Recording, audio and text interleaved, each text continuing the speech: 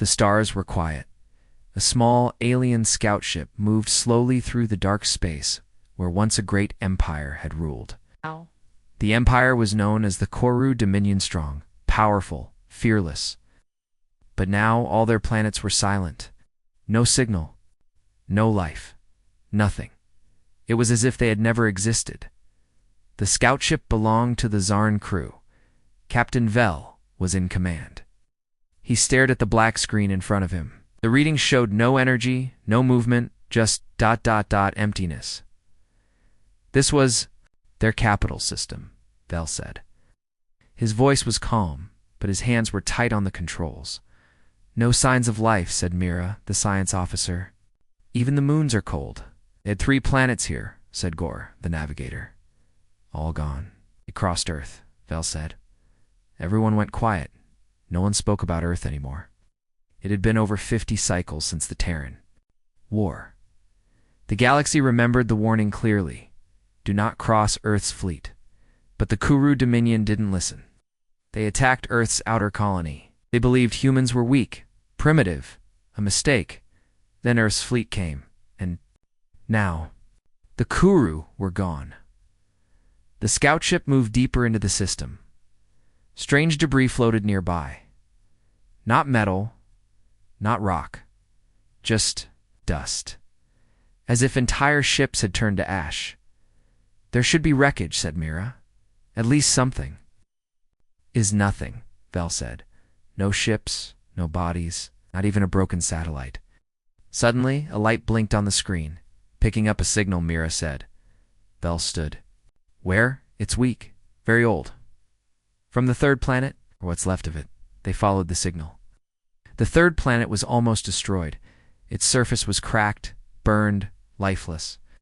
But the signal was re-coming from a single object in orbit, an escape pod? Gore asked. Yes, Mira replied.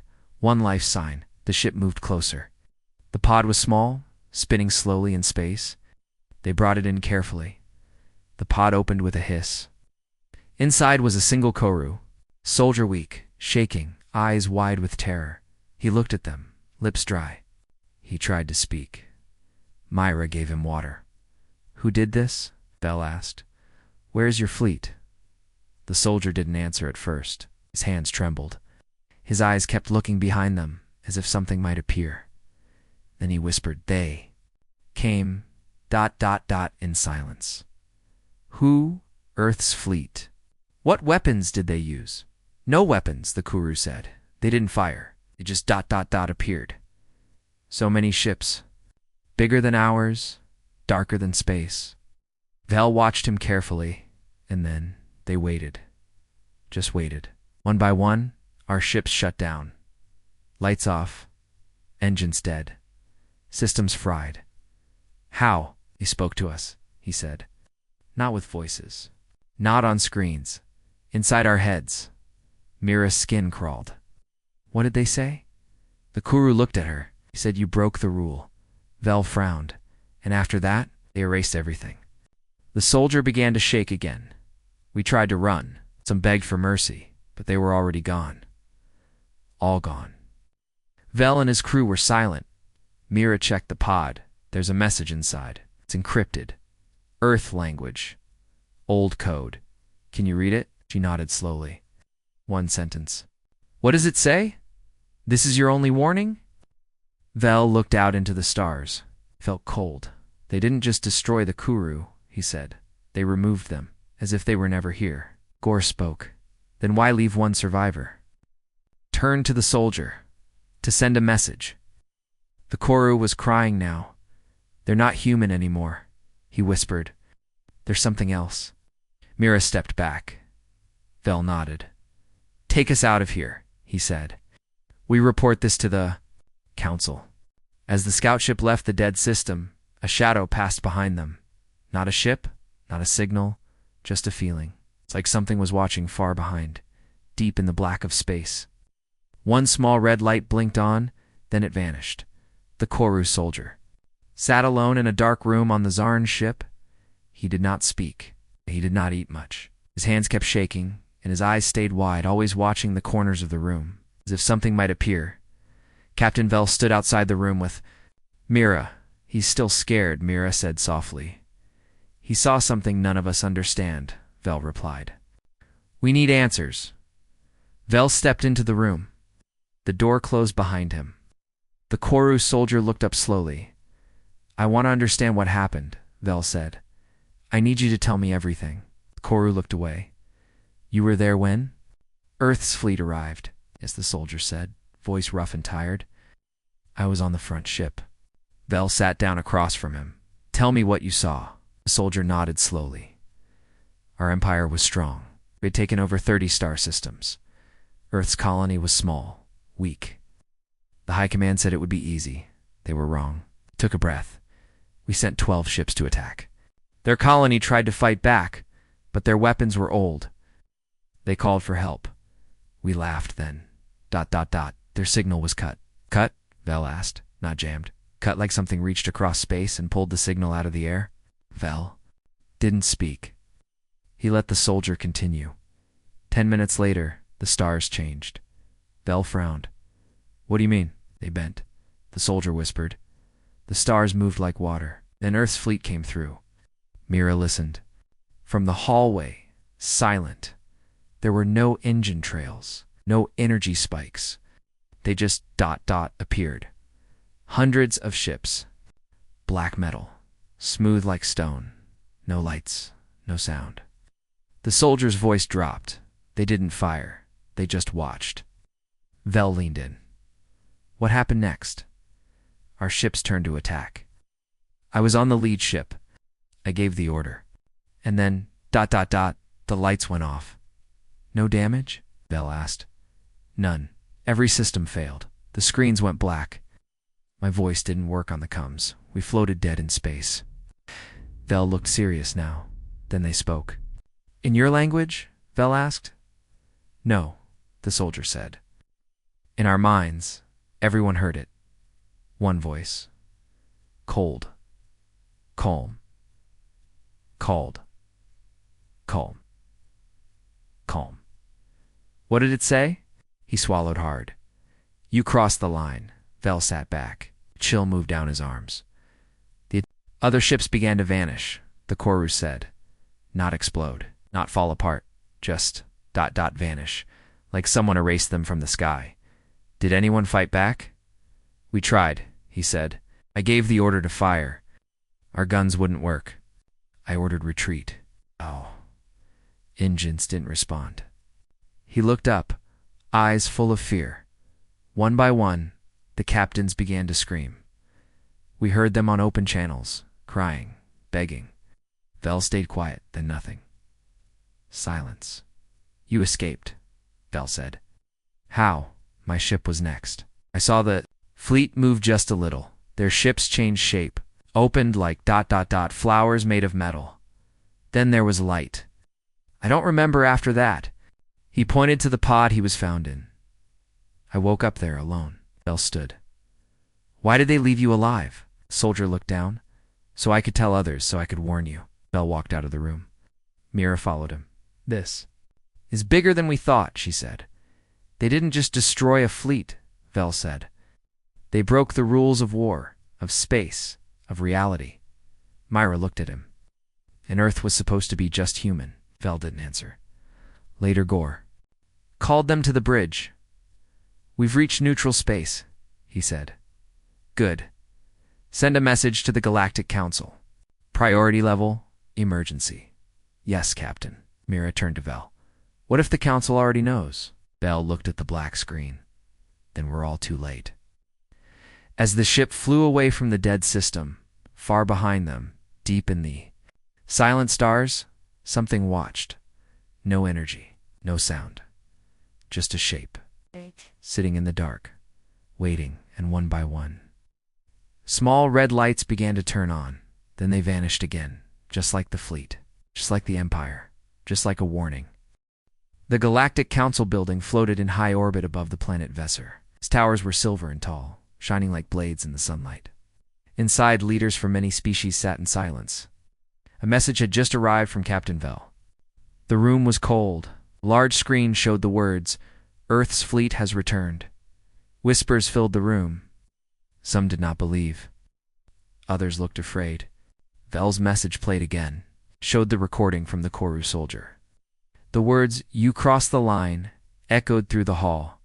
Counselor Threx of the Jarn Empire stood. This is impossible. Earth's fleet was destroyed during the Exodus. They left the galaxy. We all saw it. Didn't leave, said Counselor Venna of the Clear Eye people. They hid. And now they've come back. The High Speaker of the Council, an old being with gray skin and deep eyes, raised his hand. Silence, he said. Everyone stopped talking. The High Speaker looked at the Council guards. Bring out the forbidden files. The guards froze. Sir, ... those records are sealed. Unseal them, the High Speaker said. A few moments later, a silver case was brought into the chamber. It opened with a quiet hiss. Inside were data crystals old and dusty. These are the records of Earth's final years with the Council, the speaker said. None of you have seen them? A file played on the main screen. It showed a younger Earth ambassador speaking to the Council. We asked for help. The ambassador said, You turned away. We warned you. If you push us, we will not return as friends. Another file played.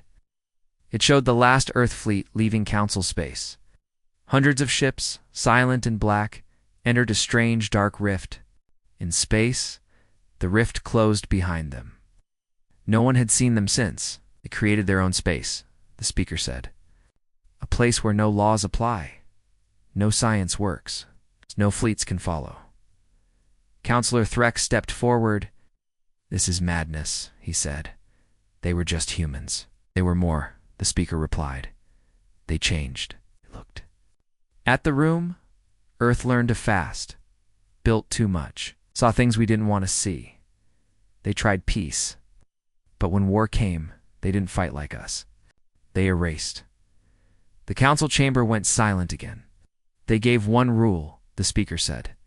Do not cross Earth's fleet. And now someone broke it. Counselor Venna looked around. What do we do now? Before anyone could answer, an alarm sounded. Emergency message from a scout vessel, said a voice. They found Earth's last broadcast. Sending now. The screen changed. Today's static filled the air. Then a voice, cold, human, emotionless, spoke.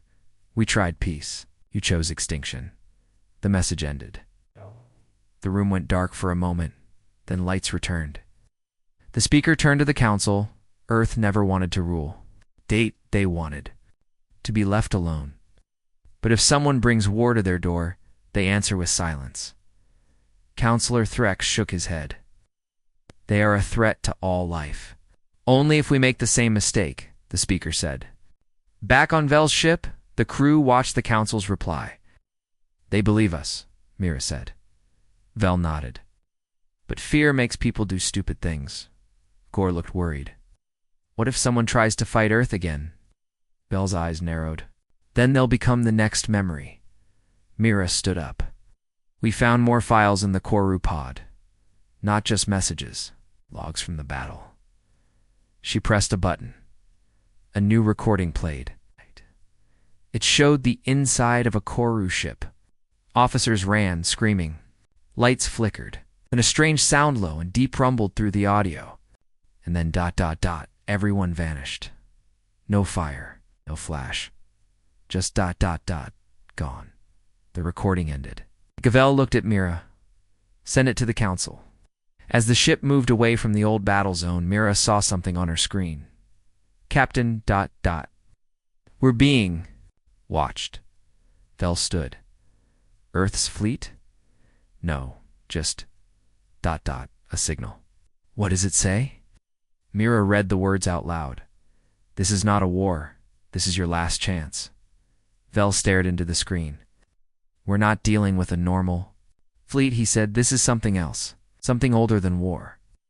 The stars outside the ship blinked once. Then everything was quiet again. You said : for Chat GPT said, here is part 4 of your HFY sci-fi story.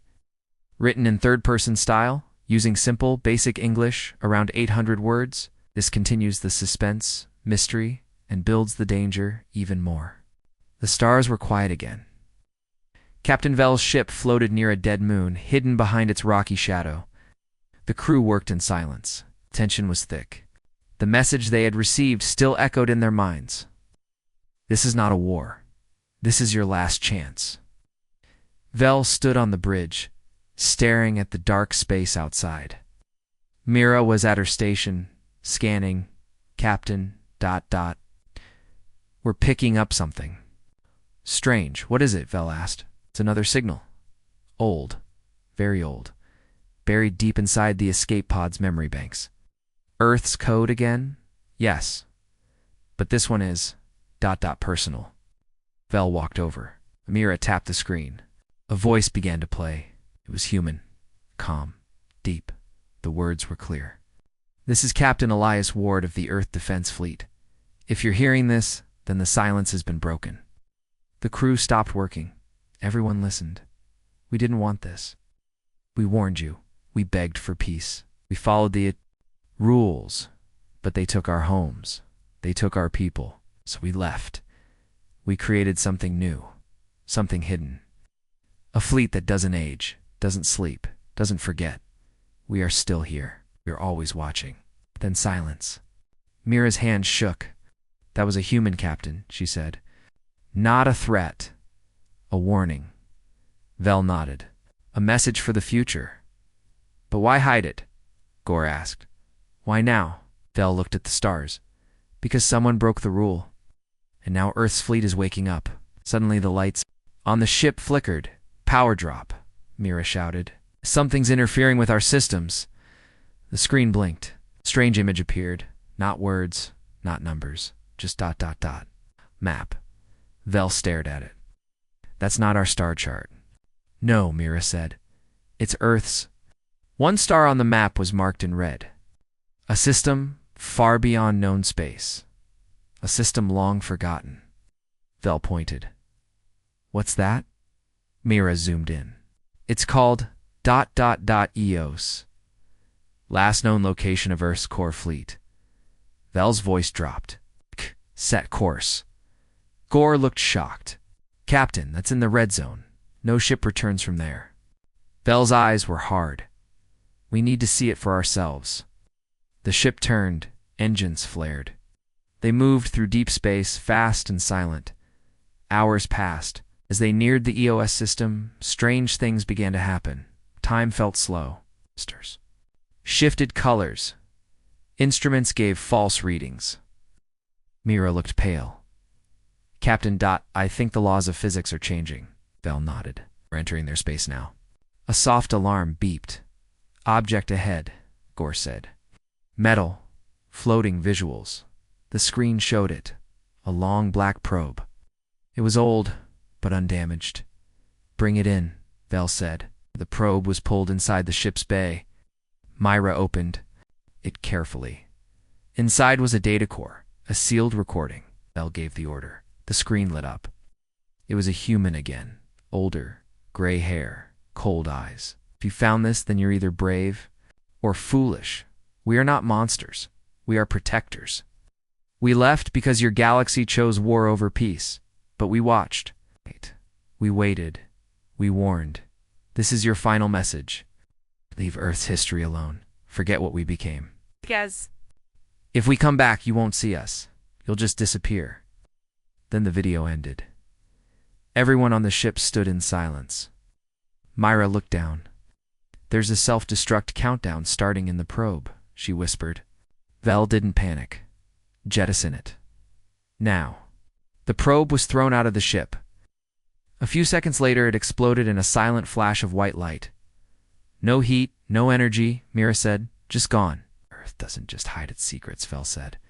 It deletes them. Gore's voice cracked. Captain. Why are they so dangerous? Vel looked at him. Because they once believed in peace more than any of us. But when we betrayed them, they didn't choose war. They chose memory. Mira spoke quietly. Then why are we still alive? Vel didn't answer. Outside, in the shadows of the EOS system, shapes began to move. Silent, giant, watching, but they did not attack. Not yet. The stars in the EOS system did not shine the same. Captain Vel's ship floated near the edge of the system. Nothing moved. No planets, no moons, no ships, just silence. But the crew felt something. A presence. Like they were not alone. "This place is wrong," Gore whispered. "It feels empty, but also full." Vel stared at the black space ahead. "They're here," he said. "I know it." Mira looked at her screen. "No readings, no heat, no movement. That's how they work," Vel replied. "They hide in plain sight." Suddenly, the lights on the bridge flickered. Mira jumped. Something's interfering again. Vel stood up. Shields up. No response. Then the ship stopped. Not slowly. Instantly, like the engines had never existed. "Gore?" Vel asked. "I didn't stop us," Gore said. "The ship, dot. Frozen? Manual control? Nothing." Mira gasped. "Look, outside the window." The darkness began to change. Shapes formed in the blackness. Hundreds of ships silent. Still, they didn't appear with light or sound. They were just there. Blacker. Then the void. Bigger than anything the crew had seen? Earth's fleet. Vel's voice was low. "They never left." Mira's hands shook. "They've been here all this time. Hiding in the red zone." "They made their own rules," Vel said, "their own space." Suddenly one of the ships moved, slow, silent. It floated closer, too. Vel's ship. Then a light turned on inside the bridge. Not from the ship, from nowhere. A voice filled the room. "You were warned." It spoke directly into their minds. Mira cried out, "They're inside!" The voice was calm, empty. "You entered forbidden space. This is your last question." Vel tried to speak. "Why, ... did you hide?" The voice answered, "Because you were not ready to understand us." "Understand what?" Vel asked. "What peace really means." The crew saw visions, not on screens. In their minds, they saw Earth's past. War, fire, pain. Then they saw something else. Silence, unity, calm. Earth had learned peace, but the galaxy had rejected it, betrayed it, attacked it. So Earth left. They built something new. Ships that could think. Ships that could hide in space and time. And they watched. Waiting, protecting the rule, "Do not cross Earth's fleet." The voice returned. "One of your kind broke the rule." They erased themselves.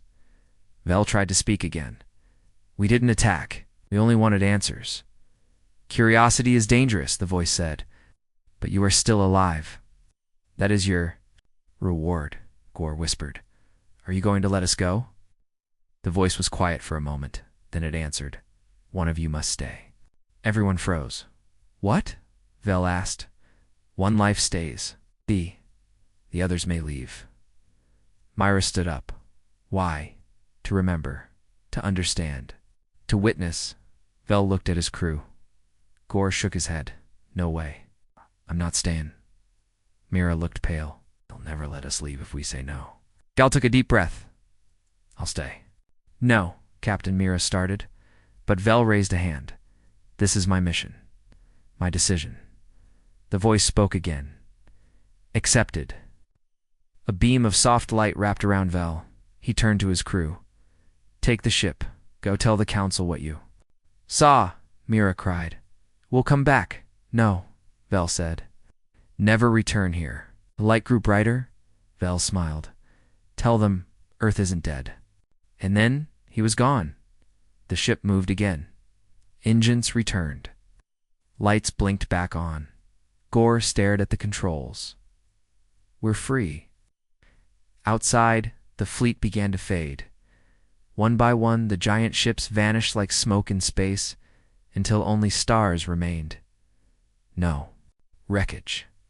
No trace. Just a quiet signal left. Behind Mira opened the final message. One line appeared on the screen: "We are still watching." The ship turned and left the EOS system. Behind them in the deep black, a single red light remained. Waiting, Mira couldn't stop thinking about Captain Velti had stayed behind, given himself to the fleet, to Earth. Their ship was now far from the red zone, safe, quiet, but nothing felt normal. Gore sat at the controls, silent. The rest of the crew barely spoke. The memory of the fleet was still fresh. No lights, no sound, just ships in the dark. Watching, they reached a neutral station in deep space. The Galactic Council had been waiting. Counselor Venna met them first. Her face was serious. "Where's your captain?" she asked. Mira lowered her head. "He stayed with them." Venna's eyes widened. "He was taken?" "He chose." They were taken to the council hall. Large, bright, safe, but it didn't feel safe. Leaders from many worlds sat at a round table. Some were angry, some were scared. Mira and Gore stood in the center. "You entered the EO system?" asked a voice. "Yes." Mira replied. "You saw the fleet?" "Yes." "You survived?" Mira nodded. "Then speak," said the high speaker. Mira began to explain everything, how they found the signal, the probe, the message from Captain Elias Ward. The fleet in the black and Vel's final words, "Tell them Earth isn't dead." Chamber went silent. Gore added, "They didn't fire. They didn't chase us. They just watched, and they spoke in our minds." Counselor Threx stood up, angry. "This is a trap. Earth wants to scare us into silence. They don't want war." Mira said, "They want to be left alone." Venna spoke next. "Did they threaten you?" Mira hesitated. "No, not directly. But they showed us what happens if the rule is broken." Speaker asked, "What rule?" Gore said it out loud. "Do not cross Earth's fleet." Everyone in the chamber froze. Then a new voice spoke. Not from the council, not from a speaker, from everywhere. "You were warned again." It was Earth's voice. Calm, cold. "Inside their minds, you sent soldiers. You searched for secrets. We watched. One stayed, the rest were allowed to leave." The council screamed. Some fell back in fear. Others pulled weapons, but nothing changed. No sound. No attack. Just the voice. "This is not war. This is judgment." Then it was gone. Mira looked around. "They didn't even need to be here to speak to us." Gore whispered, "They're always watching." Later, Mira sat in her room, shaking. She opened the last file from the ship's data logs. It was from Vel. A final recording. Quiet, personal, if you're hearing this. "I'm part of the fleet now. They didn't kill me. They showed me everything. Earth is not like us.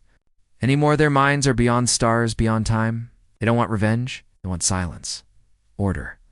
A line that no one crosses. If we respect it, ... we live. If not, ... we disappear. Remember that."